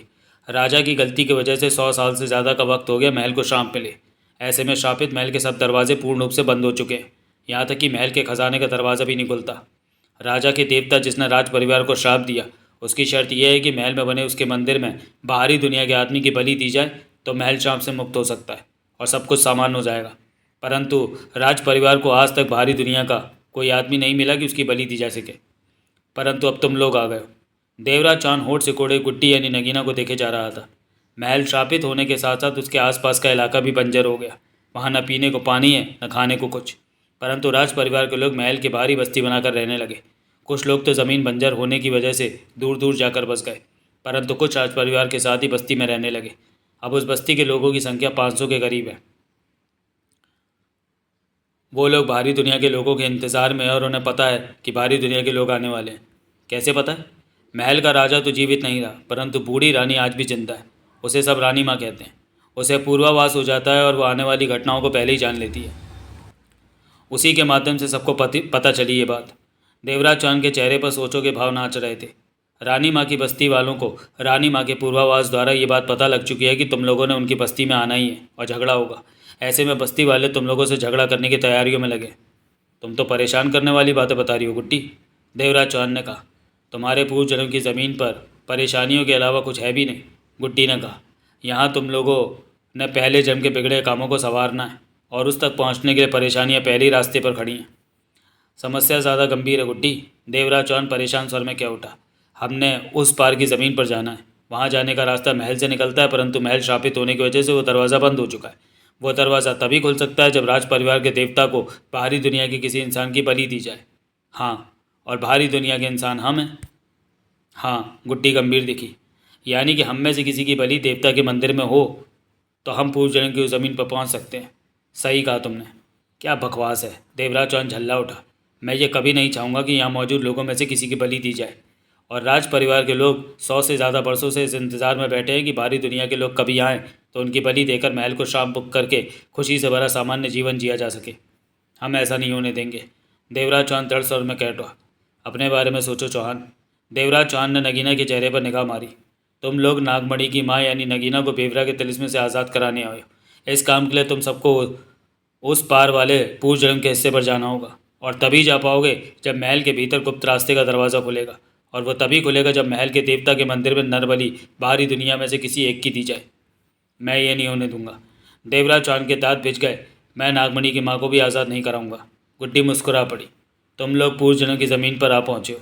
यहाँ से वापस अपनी ज़मीन पर जाने का दरवाज़ा तभी खुलेगा जब तुम लोग अपने पूर्वजनों का कोई बिगड़ा काम ठीक कर दो। गुड्डी ने कहा, इसका कोई रास्ता हम निकाल लेंगे। यह संभव नहीं, पर कुछ देर के लिए मैं मान लेती हूँ कि ऐसा हो जाएगा। परंतु क्या राज परिवार के लोग तुम लोगों को ऐसा करने की मोहलत देंगे? वो लोग 100 से ज़्यादा वर्षों से परेशान हैं कि उन्हें बाहरी दुनिया को कोई इंसान मिले बलि चढ़ाने के लिए। अब तुम लोग इतने आ गए हो तो वो जल्द से जल्द किसी एक को पकड़कर उसकी बलि देकर महल को शाम बुक करना चाहेंगे। इसके लिए उन्होंने तैयारियां कर ली हैं। वो तुम लोगों को छोड़ने वाले नहीं। तो तू क्या चाहती है गुड्डी, कि हम में से कोई अपनी बलि चढ़ा दे? देवराज चौहान ने तीखे स्वर में कहा। गलत मत ले मेरी बात को चौहान। मैं तो तुम्हें सारे हालातों से आगाह कर रही हूँ कि तुम लोग सतर्क हो जाओ। देवराज चौहान होठ पीछे नगीना रूपी गुड्डी को देखने लगा। गुड्डी कांच जैसी चमकती नज़रों से देवराज चौहान को देखती रही। तूने कोई रास्ता तो निकाला होगा इस समस्या का? रास्ता तुमने निकालना है चौहान। मैंने सारे हालात तुम्हारे सामने रख दिए हैं। गुड्डी ने गंभीर स्वर में कहा। मेरा काम कामों को संवारना है, बिगाड़ना नहीं। ये ठीक है कि मैं तेरे और मिन्नों के काम के लिए आई हूँ, परंतु इसका ये मतलब नहीं कि दूसरों के काम बिगाड़ कर मैं तुम लोगों के काम संवारूँ। मैंने कब कहा कि तुम दूसरे के काम बिगाड़ो? देवराज चौहान ने कहा। इसे काम बिगाड़ना ही कहा जाएगा। ऐसे मौके पर तुम लोगों के काम आना। काम बिगड़ेगा महल वालों का। उनकी मांग भी जायज़ है। 100 से ज़्यादा बरस हो गए उन्हें बाहरी दुनिया के किसी इंसान के आने का इंतज़ार करते हुए। राजा की गलती से पूरा सब राज परिवार सज़ा भुगत रहा है और साधारण लोगों के बीच खुले आसमान में अपनी ज़िंदगी बिता रहे हैं। तो तुम क्या चाहती हो कि हम में से कोई एक अपनी बलि दे दे वहाँ जाकर? ऐसा मेरा मतलब नहीं है। तुम लोग जिस तरह फंसे हो वैसे ही वो लोग भी फंसे हुए हैं। उन्हें भी अपना काम करना है और तुम्हें भी अपना काम करना है। समस्या गंभीर है। ना तो तुम लोग पलट सकते हो, ना ही वो लोग अब रुकेंगे। कोई बीच का रास्ता निकल सकता है गुड्डी? कोई रास्ता नहीं, गुड्डी ने स्पष्ट कहा। मैं हम में से किसी की बलि नहीं देने दूंगा। और वो लोग इरादा पक्का किए बैठे हैं तुम में से किसी एक की बलि देने की। उनके इरादे मजबूत है चौहान। देवराज चौहान के होंठ भिज गए। मामला आसान नहीं रहा, गुड्डी बोली। अब हमें क्या करना चाहिए?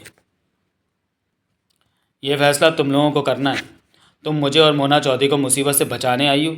ऐसी हालत में तुम्हें रास्ता दिखाना चाहिए। मैं इसलिए आई हूँ, बड़ी बड़ी शक्तियों ने मुझे इसलिए भेजा है कि तुम दोनों में से किसी की जान न जाए। पेशी राम ने ही चाहा था बड़ी शक्तियों से।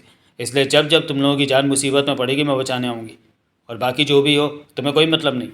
ऐसी बात नहीं चौहान, जहाँ जहाँ मैं काम आ सकी ज़रूर काम आऊँगी, गुड्डी ने कहा। देवराज चौहान के चेहरे पर गंभीरता नजर आने लगी। क्या सोचने लगे हो?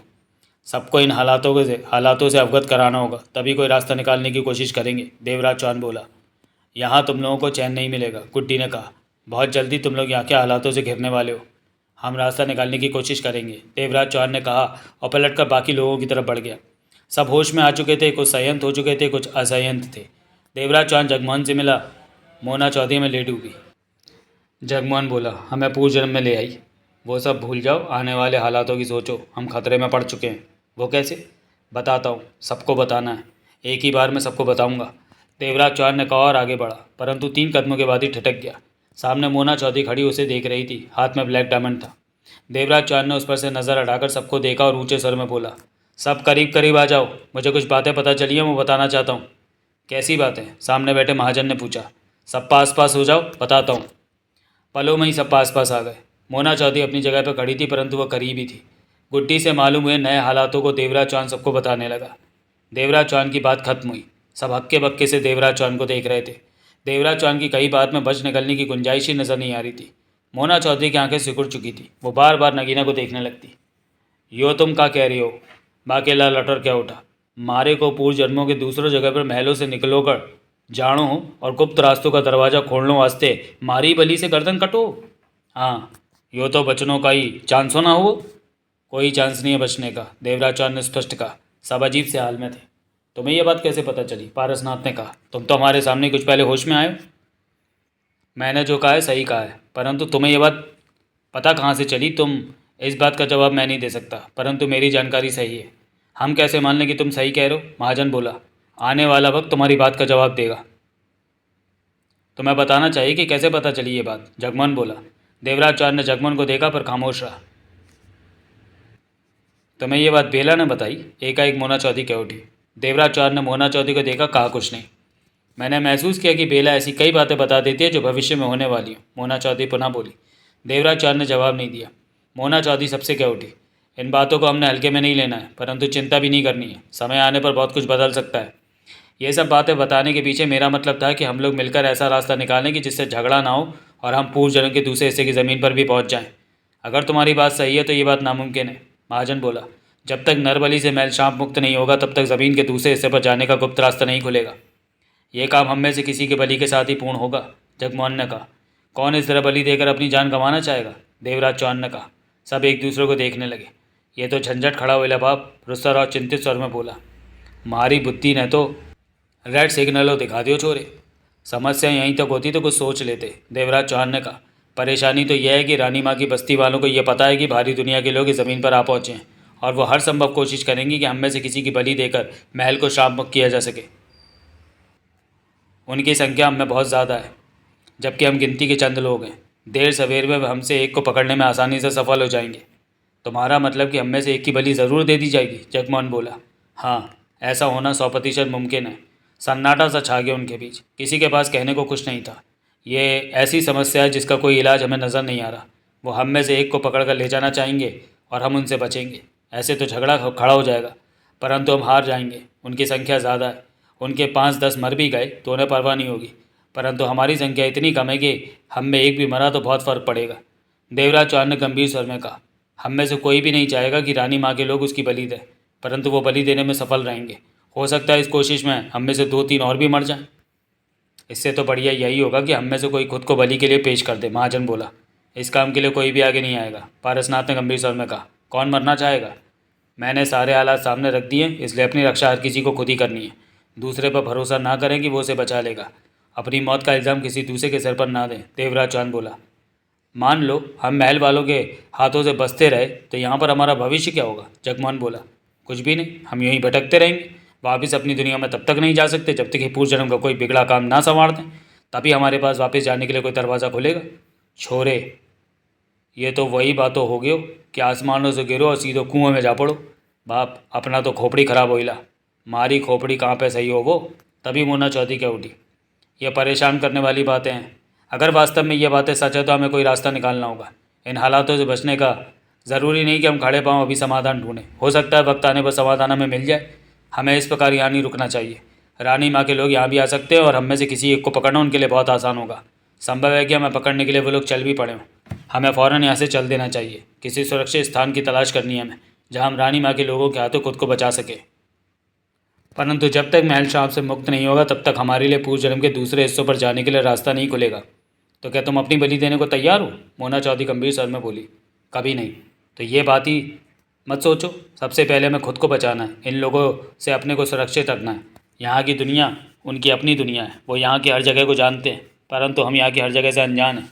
यहाँ के लोगों से अनजान है, यहाँ की बस्तियों से अनजान है, यहाँ की राहों से अनजान है। इसलिए पहले अपने लिए सुरक्षित जगह ढूंढनी होगी। तुम ठीक कहती हो बेबी, महाजन बोला। हमें यहाँ से चल देना चाहिए। नागमणि कहाँ है? जगमोहन बोला। सबकी नज़र नागमणि की तलाश में घूमी, परंतु नागमणि किसी को नहीं दिखी। वही हमें यहाँ लाई, महाजन बोला। उसे तो यहाँ होना ही चाहिए था। हम नागमणों को वट दो। बाके लाल उठा, गुर्रा उठा। वो मारे छोरे को वटो। सब खामोश रहे। नागमणि के फेर में पढ़कर हम पूर्व जन्म में आ पहुँचे, मोना चौधरी, पारसनाथ बोला। मैंने उससे वादा किया है कि उसकी माँ को बेवरा की कैसे आज़ाद कराऊंगी। ये वो किधरों से तू आज़ाद करायो? बाके लाल लटर क्या उठा। रास्तों बंद हो महलों में गुप्त रास्तों का। पहले अपनी गर्दन कटवायो, फिर वादो पूरा करो। यो नागमणि तो हम सबों को डिब्बों में बंद करो। तभी महाजन उठते हुए बोला। यहाँ से चलो, हमें आगे बढ़ते रहना है। पीछे की सब बातें भूलकर हम सबको एक होकर रहना है कि आने वाली मुसीबतों का मुकाबला कर सके, वरना यहाँ के अनजान खतरे हमारी जान ले लेंगे। देवराज चौहान सोहनलाल के पास पहुंचा, जो गुमसुम था और अभी तक एक शब्द भी ना बोला था। देवराज चौहान को आया पाकर सोहनलाल नज़र चुराने लगा। क्या बात है सोहनलाल? देवराज चौहान मुस्कुराकर बोला। सोहनलाल चुप रहा। तुम चुप क्यों? सब मेरी गलती की वजह से हुआ। मेरी वजह से सब पूर्व जन्म में आ पहुँचे। सोहनलाल दुखी था। तुम ऐसा क्यों? मैंने ही ब्लैक डायमंड मोना चौधरी को दिया कि वो छू सके। उसके छूते ही पूर्व जन्म में प्रवेश करने का रास्ता खुल गया। और क्या तुमने जानबूझकर ब्लैक डायमंड मोना चौधरी को दिया? नहीं, मैं मजबूर था। नागमणि ने मुझे अपने बस में कर रखा था। मैं सब कुछ समझ रहा था, परंतु मैं अपनी सोचों को लागू नहीं कर सका। वही किया जो नागमणि चाहती थी। सोहनलाल ने अफसोस भरे स्वर में कहा। इसमें तुम्हारा कोई कसूर नहीं। तुमने कुछ नहीं किया। जो किया वो नागमणि तुमसे करा रही थी। देवराज चौहान ने उसका कंधा थपथपाकर कहा। बीती बातें भूल जाओ और नए वक्त में देखो अब आगे क्या होता है। मोना चौधरी की नज़रें आसपास घूमती देख पारसनाथ ने पूछा, तुम किसे ढूंढ रही हो? बिना पर उठा वो तो अब तक नज़र नहीं आया। पारसनाथ ने नज़र दौड़ाते हुए कहा, मैंने आसपास की सब जगह देख ली है कि शायद वो कहीं बेहोश पड़ा, परंतु वह कहीं दिखा नहीं। मोना चौधरी बोली, वो शायद इस दुनिया में नहीं आ पाया। पारसनाथ बोला, वो इस दुनिया का नहीं था कभी भी, और यहाँ शायद उन्हीं का आना संभव हो जिनका जन्म कभी यहाँ हो चुका है। क्या वो भी दीवार पार करने के चक्कर में कूदा था? कुएं में गिरा था वो? मोना चौधरी ने गंभीर स्वर में पूछा। इसका जवाब तो मेरे पास भी नहीं है मोना चौधरी। पारसनाथ अपने खुरदरे गाल पर हाथ फेरता क्या उठा। देवराज चौहान, जगमोहन, नगीना, सोहनलाल, बाकेलाल, राठौर, रुस्ताराव, महाजन, पारसनाथ और मोना चौधरी पिछले कई घंटों से एक ही दिशा में बढ़े जा रहे थे। वो नहीं जानते थे कि उन्हें कहाँ जाना है और ये रास्ता कहाँ जा रहा है। अभी तक उन्हें कोई नहीं मिला था, कोई दिखा नहीं था कि जिससे किसी भी तरफ का रास्ता पूछ सकते। कभी जंगल जैसा इलाका शुरू हो जाता था जहाँ दलदल और कीचड़ भी था, तो कहीं बंजर कठोर ज़मीन थी। दूर दूर तक बस्ती का कोई नामो निशान भी दिखाई नहीं दे रहा था। अब तो उन्हें भूख भी सताने लगी थी।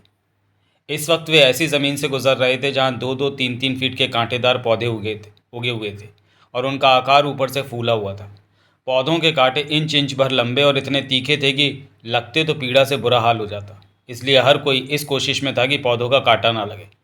ऐसे कांटे वाले पौधे हमारी दुनिया में तो नहीं होते, जगमोहन बोला। हमने कौन सा वहाँ हर कांटे वाले पौधे को देख रखा है? होते भी होंगे तो हमें क्या पता। चलते चलते उनकी बातें शुरू हो गई थी। हम जा कहाँ रहे हैं? पारसनाथ क्या उठा। कुछ पता नहीं, जगमोहन ने कहा। एक दिशा पकड़ी और चल पड़े। हमारी मंजिल तो रानी माँ का महल है, महाजन बोला। उधर जाके भी क्या करेला बाप, रुस्ताराव बोला। नरबली के बिना महल श्राप से मुक्त नहीं होएला, और आप उन लोगों को जिधर जाएला उधर का दरवाज़ा नहीं खुलेला। आप उनका कोई मंजिल नहीं होएला बाप, फंसेला आप उन लोगों। चंद पल तो जवाब में कोई कुछ नहीं बोला। इसका मतलब हमारी कोई मंजिल नहीं है, पारसनाथ बोला। हम यहाँ आकर बुरी तरह फंस चुके हैं, महाजन ने कहा। सही कहा। जगमोहन आगे बढ़ते हुए वीराने में नज़र दौड़ाता क्या उठा। हमें पूर्व जन्म के दूसरे हिस्से में जाना है, परंतु वहाँ नहीं जा सकते। श्रापित महल के भीतर से उस तरफ जाने वाला रास्ता तब तक नहीं खुल सकता जब तक कि महल वाले बाहरी दुनिया के किसी इंसान की बलि वहाँ बने देवता के मंदिर में ना दे दें। बाहरी दुनिया के लोगों का मतलब है हम में से किसी की बलि। जगमोहन ने गहरी सांस ली। हम देवता को ही वट दो, बाकेलाल राठौर क्या उठा। देर से खामोश रहा सोहनलाल क्या उठा। हमें सोचने में जल्दबाजी नहीं करनी चाहिए, इस उलझन का तोड़ कहीं पर तो अवश्य होगा। सोहनलाल की बात सही हो सकती है, पारसनाथ ने चलते चलते सिर हिलाया। इस वक्त तो हम खुद को फंसा महसूस कर रहे हैं। जगमोहन हंस मुस्कुरा पड़ा। महाजन आगे बढ़ा और मोना चौधरी के पास जा पहुंचा। हम कहाँ जा रहे हैं बीबी? पता नहीं। मोना चौधरी के कदम तेजी से उठ रहे थे। इतना ही बता दो कि हमने जाना कहाँ है। सब हालातों से तुम वाकिफ़ हो महाजन। अगर देवराज चौहान की बात सही है तो हम फंस चुके हैं, और श्रापित महल में पहुंच भी गए तो उस पार जाने का रास्ता हमें नहीं मिलेगा, मोना चौधरी बोली। तो अब हम कहाँ जा रहे हैं? हम ऐसा ठिकाना ढूंढना चाहते हैं जहाँ पर हम सुरक्षित तौर पर रह सकें। उसके बाद हालातों पर फिर से गौर किया जाएगा। महल के बारे में यहाँ के लोगों से जानकारी ली जाएगी। हमारा सफ़र लंबा हो गया लगता है। आज से पहले कभी ऐसी समस्या नहीं आई थी। हर बार रास्ता पता रहा कि हमारी मंजिल किस दिशा में, परंतु इस बार दिशा तो हमें पता है लेकिन रास्ता बंद है। तो मैं नागमणि से बात करनी चाहिए, वही हमें यहाँ लाई, वही कोई रास्ता सुझाएगी। नागमणि सामने आएगी तो ज़रूर बात करूँगी। वो है कहाँ? मैं नहीं जानती। उसे हमारे पास होना चाहिए था हमारी उलझनें दूर करने के लिए। वो तो नागमणि जल्दी सामने ज़रूर आएगी। वो अपनी माँ को आज़ाद कराने के लिए आतुर है। वो खुद ही ये चाहती है कि हम जल्द से जल्द बेवरा के तिलिस्म से उसकी माँ को आज़ाद करा दें। फिर तो वही हमें कोई रास्ता दिखाएगी। महाजन ने मोना चौधरी के हाथ में दबे ब्लैक डायमंड को देखकर कहा। ये तुम्हारे हाथ में रहा कुएं में गिरने के दौरान? होश आने पर मैंने ब्लैक डायमंड को खो दिया था, परंतु फिर ढूंढ निकाला। तुम्हें अपनी चिंता करनी चाहिए बेबी। ये बात आम है कि तुम्हारी जान जा सकती है इस बार। पेशीराम भी ऐसे ही इशारा कर रहा था। वो कब मिला तुमसे? जब मैं होश में आई तब मिला।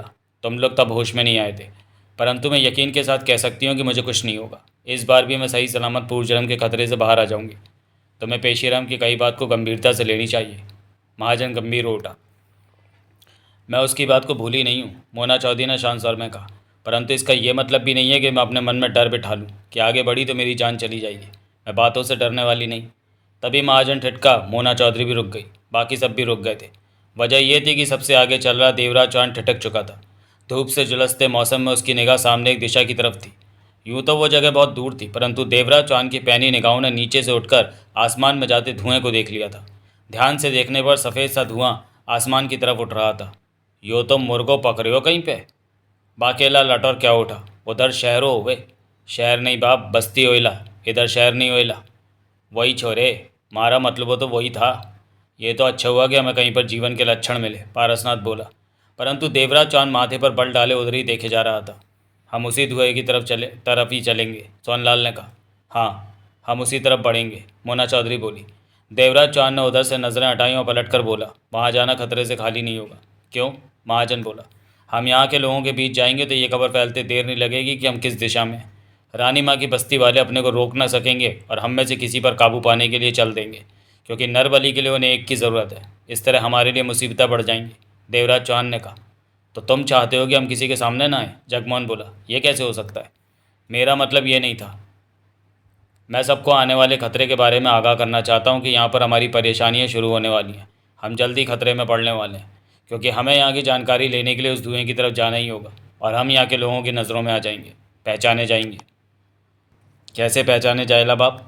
उनकी हमारी भाषा एक हुईला, परंतु हमारा लहजा अलग है, हमारे कपड़े अलग हैं, पहनावा अलग है, हमारे चेहरे यहाँ के लोगों से हटकर हैं।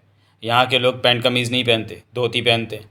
ज़रूरत पड़ने पर ऊपर सफ़ेद कुर्ती पहन लेते हैं। हमारे जूते अलग हैं, जबकि यहाँ के लोग सादी चप्पल या नंगे पाँव रहते हैं। हमारा इनका कुछ भी नहीं मिलता। ये ठीक है कि कभी हम यहीं पैदा हुए थे, परंतु अब हमारी दुनिया, हमारा रहन सहन अलग है।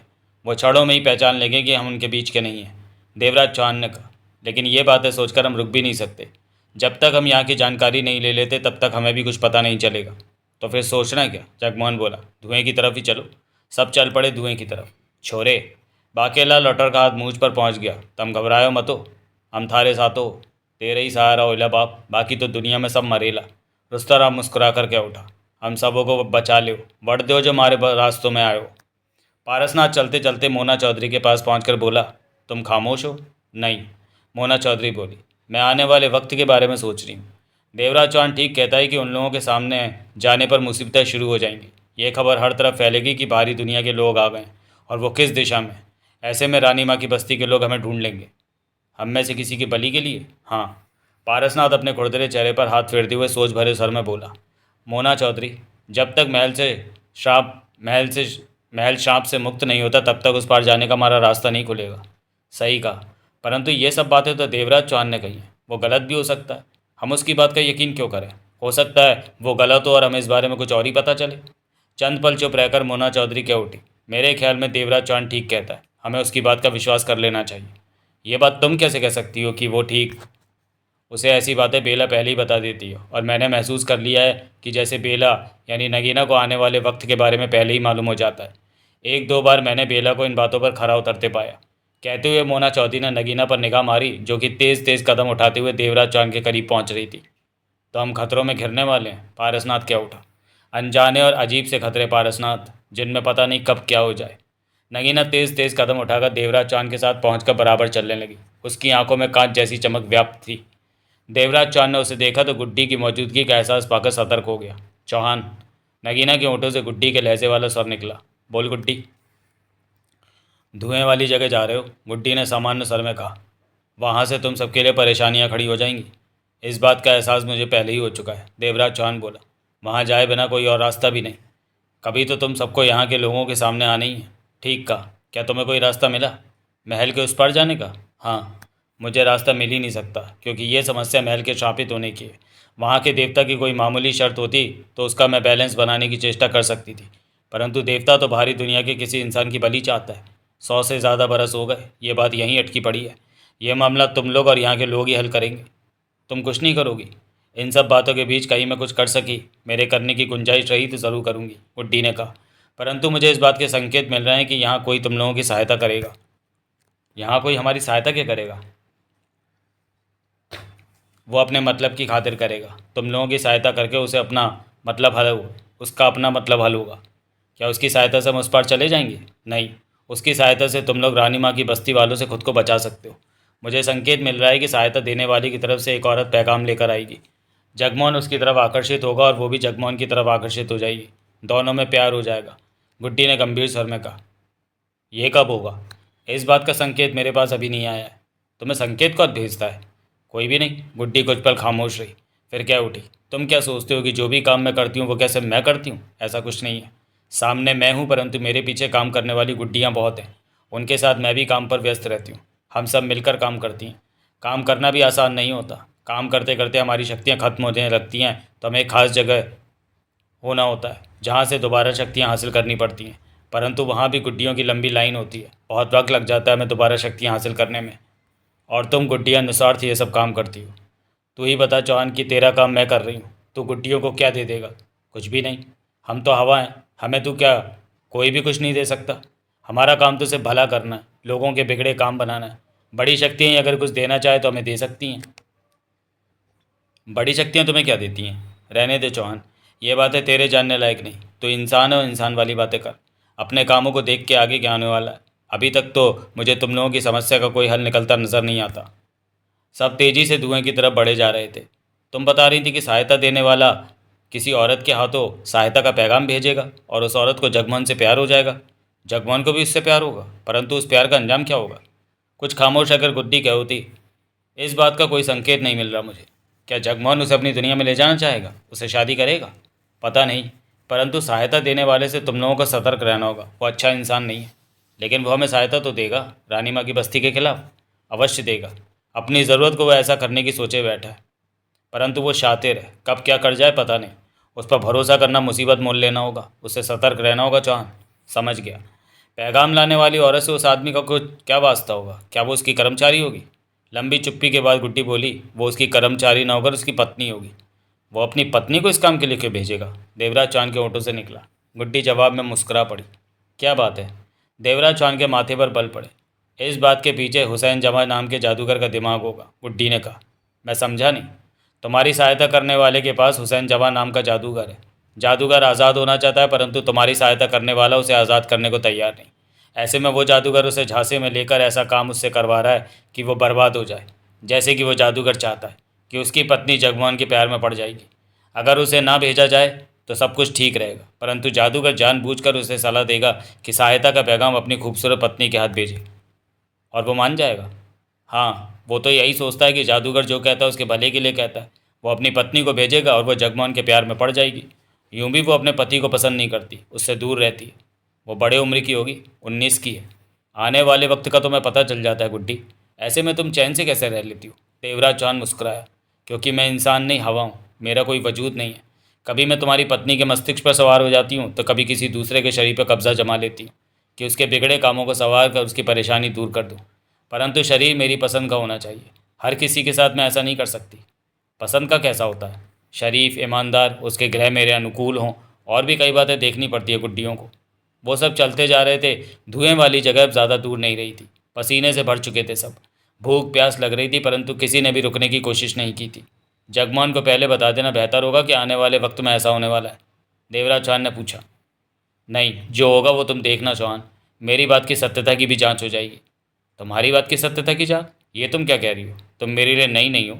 मैं जानती मैं जानता हूँ तुम्हारी शक्तियों को, और पता है मुझे कि तुम कभी भी कोई बात गलत नहीं कहती। देवराज चौहान ने कहा। उस सहायता देने वाले से सतर्क रहना, उसकी सब बातों का यकीन मत करना।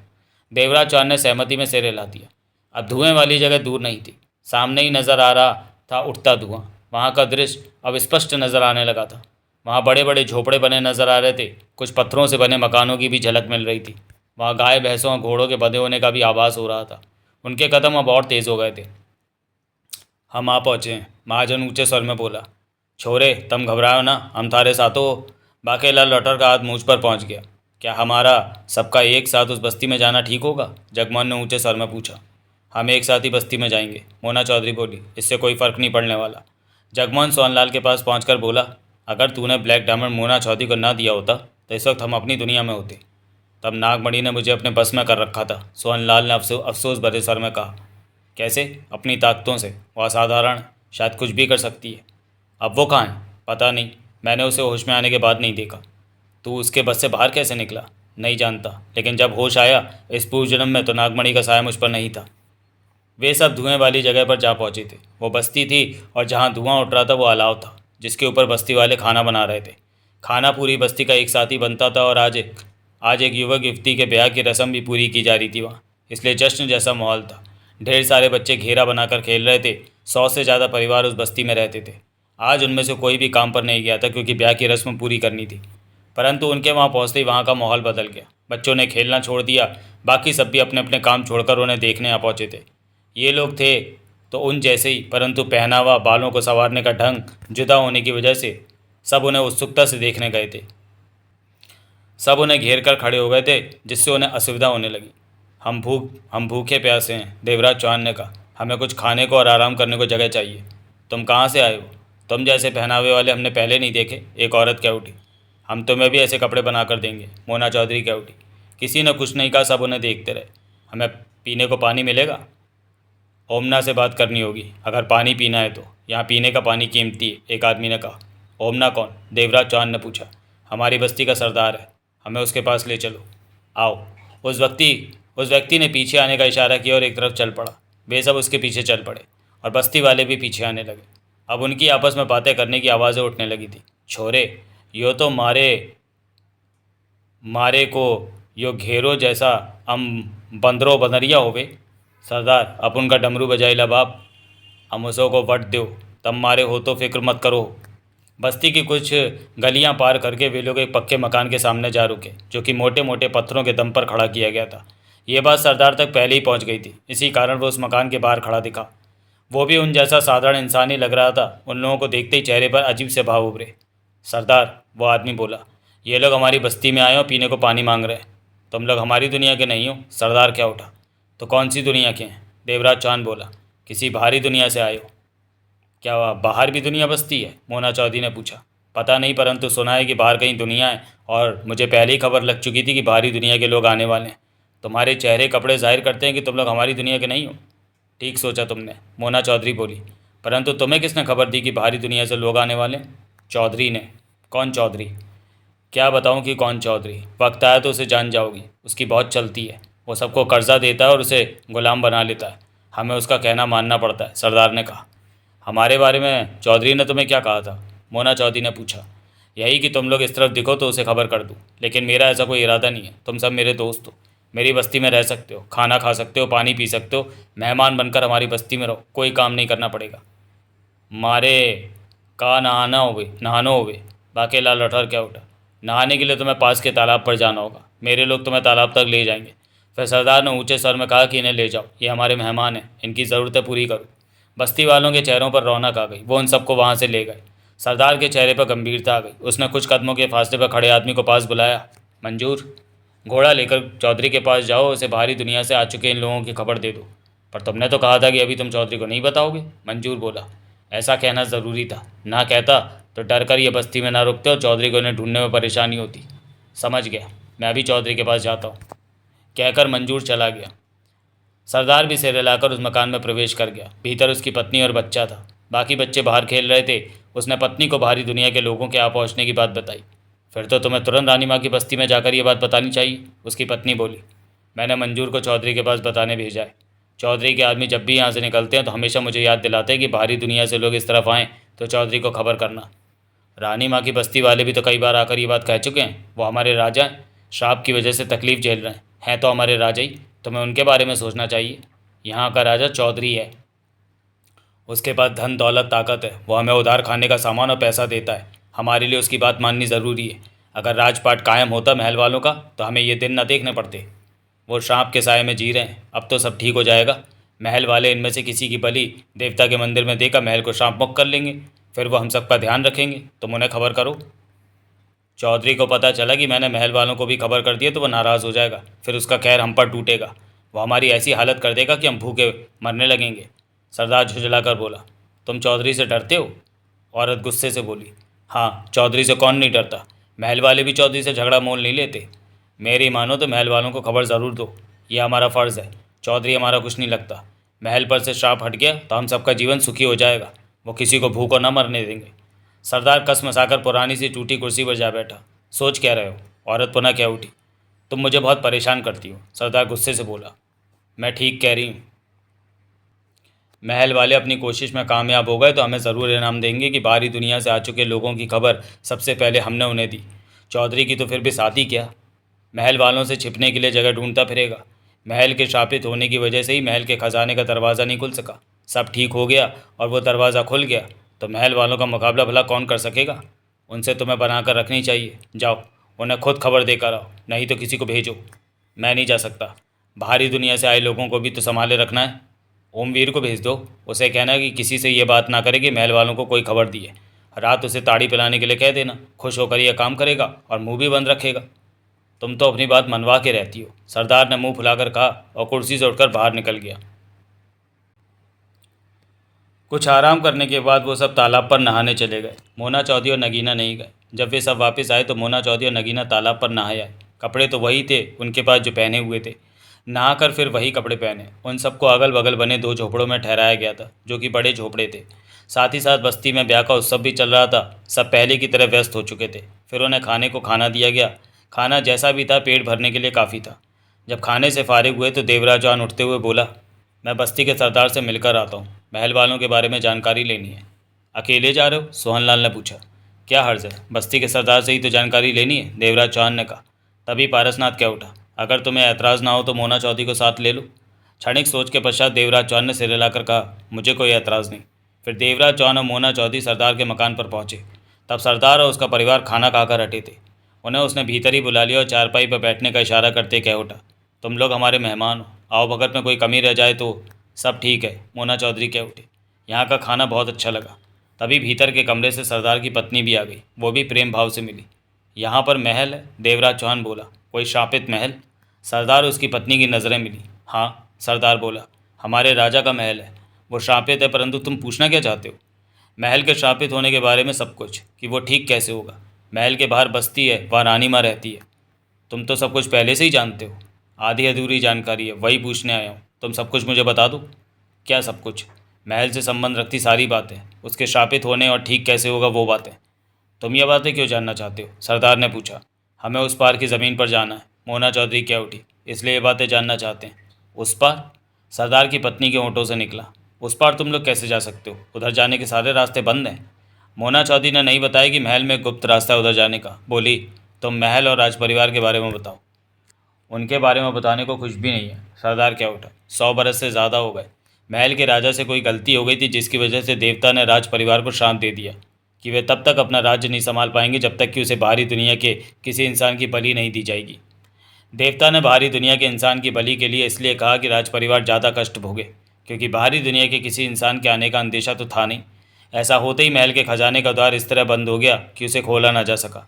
राज परिवार बिना दौलत के साधारण परिवार बनता चला गया। राजा ने आत्महत्या कर ली। महल के कर्मचारी नौकर किसी न किसी हादसे में अपनी जान गंवाने लगे, तो महल वालों ने महल खाली करना बेहतर समझा। परंतु वे महल से दूर भी नहीं जाना चाहते थे। ऐसे में उन्होंने महल के बाहर ही अपनी बस्ती बना ली। परंतु श्राप की वजह से महल के आसपास का इलाका भी बंजर होने लगा था। वहाँ न पीने को पानी और न खाने को कुछ था। कुछ लोग महल वालों के साथ रहे तो कुछ वहाँ से हरियाली वाली जगह पर चले गए। सारा राज्य भी बर्बाद होने लगा। राज परिवार की लगाम जनता पर से हट गई, क्योंकि दौलत की कमी के कारण उनकी ताकत खत्म हो गई थी। परंतु रानी माँ अभी भी जिंदा है। बेहद बूढ़ी हो चुकी है वो औरत। सुनने में आता था कि उनके जीते जी ही बाहरी दुनिया से लोग आएंगे। ये बात सच रही। तुम लोग आ गए। रानी माँ अकेली है राज परिवार में? मोना चौधरी ने पूछा। उनका बेटा है गोबन, जो कि अब बूढ़ा हो चुका है। गोबन का बेटा कारा और कारा का बेटा मोती। मोती जवान है, अब वही सब मामले संभालता है। रानी माँ की बस्ती में 500 लोग हैं। तो रानी माँ बाहरी दुनिया के लोगों में से किसी की बलि दे दे तो महल पर से शांप हट जाएगा? मोना चौधरी ने पूछा। सरदार के चेहरे पर हिचकिचाहट उभरी। जवाब दो सरदार। हाँ, इसका मतलब रानी माँ की बस्ती वाले हम में से किसी की बलि देना चाहेंगे। सरदार चुप रहा, परंतु देवराज चौहान कह उठा, तुमने हमारे आने की खबर रानी माँ की बस्ती वालों को दे दी होगी। क्यों? रानी सरदार की पत्नी कह उठी। हम खबर क्यों देंगे? ताकि रानी माँ के लोग हम में से किसी को पकड़कर बलि देकर महल को श्राप से मुक्त कर सकें। महल श्राप से मुक्त हो गया तो जनता को भी फ़ायदा होगा। महल के खजाने खुल जाएंगे और जनता के फ़ायदे के काम होंगे। हमने खबर नहीं दी रानी माँ की बस्ती में, और देंगे भी नहीं, सरदार की औरत बोली। थोड़ा बहुत और बातचीत करने के बाद देवराज चौहान और मोना चौधरी वहाँ से बाहर आ गए। सरदार और उसकी पत्नी झूठ बोल रहे हैं कि उन्होंने रानी माँ की बस्ती को हमारे यहाँ पहुँचने की खबर नहीं दी। खबर दे दी होगी अब तक, या कोई खबर देने गया होगा। इन्हें हमसे हमदर्दी क्यों होगी? हमें भला ये छिपा कर क्यों रखेंगे? मोना चौधरी ने कहा। यह हमें उनके हवाले कर खुश रहेंगे। मेरा भी यही ख्याल है, देवराज चौहान बोला। ये लोग हमें इतने प्यार से रख रहे हैं मेहमान बनाकर, तो इनके पीछे बात ज़रूर कुछ है, वरना यह हमें अपनी बस्ती में क्यों रखते? दोनों बस्ती की गलियों में आगे बढ़े जा रहे थे। रास्ते में मिलने वाले लोग उत्सुकता और खुशी से इन्हें देखते कि ये किसी दूसरी दुनिया से आए हैं। हमारी ये बातचीत, मोना चौधरी बोली, सिर्फ इसी वक्त के लिए है, क्योंकि हम पूर्व जन्म में फंस चुके हैं और हमें वापस अपनी दुनिया में जाना है। ऐसे में मजबूरी है मिलकर काम करना। वैसे भी तुम्हें देखकर गुस्से से भरे जो विचार मेरे मन में आते हैं वो हमारी अपनी दुनिया में आते हैं। जब जब भी हम इस दुनिया में आए मेरे गुस्से से भरा एहसास खत्म हो जाता है। देवराज चांद मुस्कुराकर बोला, तुम्हारे और मेरे बीच में कोई दुश्मनी नहीं है। नहीं, तो फिर तुम्हें ऐसा क्यों होता है? पता नहीं, शायद पहले जन्म में लड़ाई का असर है जो हमारे बीच हुई थी, और दूसरे जन्म में हमने पति पत्नी बनकर बहुत अच्छा समय बिताया। देवराज चौहान ने कहा, दूसरे जन्म का असर तुम में क्यों नहीं दिखता है? पहले का ही क्यों? ये मैं नहीं जानती, मोना चौधरी गंभीर स्वर में बोली। पूर्व जन्म की ज़मीन पर आते ही मेरे प्रति तुम्हारा क्रोध क्यों गायब हो जाता है? मेरे पास इस बात का जवाब नहीं। तुम्हें कोशिश करनी चाहिए कि अपनी दुनिया में भी तुम्हें खामा का मेरे लिए क्रोध ना आए। उसमें कुछ नहीं रखा, क्योंकि हम में कोई दुश्मनी नहीं है। दोस्त ना सही, सामान्य रिश्ते तो हम में रह सकते हैं। अपनी दुनिया में मुझे जाने क्या हो जाता है तुम्हारा नाम सुनते ही। पेशीराम के बारे में कभी गंभीरता से सोचा है? उसे श्राप में लगा है कि जब तक हमें दोस्ती नहीं कराएगा वो श्राप मुक्त नहीं होगा, अपना बूढ़ा शरीर नहीं त्याग सकेगा, जबकि वो अपने जीवन से मुक्ति चाहता है। पेशीराम के लिए तुम्हें सामान्य होकर मुझसे दोस्ती कर लेनी चाहिए। पेशीराम हमारे बहुत काम आता है, पूर्व जन्म में भी वो बहुत काम आ चुका है। अब उसे मुक्ति मिल जानी चाहिए। वापस अपनी दुनिया में जाकर मैं तुमसे दोस्ती कर लेने की कोशिश करूंगी। मोना चौधरी गंभीर थी। ऐसा हुआ तो सबसे ज़्यादा खुशी पेशीराम को होगी, देवराज चौहान ने शांत स्वर में कहा। कुछ पल उनके बीच खामोशी रही, वे चलते रहे। अब क्या करना है देवराज चौहान? मोना चौधरी ने पूछा। मेरे ख्याल में हम खतरे में हैं। इस बस्ती के सरदार ने अवश्य रानी माँ की बस्ती वालों तक हमारे यहाँ पहुँचने की खबर पहुँचा दी होगी। वे हम में से किसी एक को पकड़कर ले जाने के लिए आ जाएंगे। हमें यहाँ से निकल जाना चाहिए, मोना चौधरी ने कहा। यह आसान नहीं होगा, सरदार हमें नहीं जाने देगा। वो ज़रूर हम पर नज़र रख रहा होगा। हमने यहाँ से जाने की कोशिश की तो वो हम में से किसी एक को पकड़ कर रख लेगा कि उसे रानी माँ की बस्ती वालों के हवाले करके उसकी बलि दी जा सके। ऐसा कुछ नहीं होगा, हम निकल जाएंगे यहाँ से। मोना चौधरी का सर कठोर हो गया। हमने यहाँ से जाने की चेष्टा की तो ये जाने नहीं देंगे, झगड़ा हो जाएगा। झगड़ा लंबा भी हो सकता है और तब तक रानी माँ की बस्ती से भी लोग पहुँच जाएंगे। तुम ये मत भूलो कि उन्हें हम सबकी ज़रूरत नहीं है। हम में से सिर्फ एक चाहिए बलि के लिए। अपनी कोशिश में वो पूरी तरह सफल हो सकते हैं। हम यहाँ से निकल जाएंगे, मोना चौधरी दृढ़ स्वर में बोली। ऐसा हो गया तो अच्छी बात होगी। हमें अपने साथियों को सारी स्थिति से अवगत कराना चाहिए। दोनों आगे बढ़े जा रहे थे। मैं तुम्हें बताना चाहता हूँ कि इस बार पूर्व जन्म में तुम्हारी मौत के चांसेस हैं, देवराज चौहान बोला। ये तुम्हें बेला यानी नगीना ने बताया, ऐसा ही समझ लो।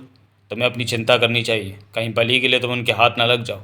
ऐसा कुछ नहीं होगा। मोना चौधरी के दांत भिज गए। जो भी हो तुम्हें सतर्क रहना होगा। बेला को बातें कैसे पता चल जाती हैं? मोना चौधरी ने पूछा। मैं नहीं जानता। तुम ज़रूर जानते हो। नहीं जानता। देवराज चौहान गुड्डी के बारे में मोना चौधरी को कुछ नहीं बताना चाहता था। फ़ायदा भी नहीं था। मोना चौधरी किसी हवा के नामालूम अस्तित्व को स्वीकार न कर पाती। मेरे ख्याल में हम रात को यहाँ से निकल सकते हैं, मोना चौधरी ने कहा। रात तक तो बहुत कुछ हो जाएगा, अभी सूरज ढलने में बहुत वक्त बाकी है, देवराज चौहान बोला। अभी बस्ती से निकल पाना संभव नहीं होगा, मोना चौधरी ने सोच भरे स्वर में कहा।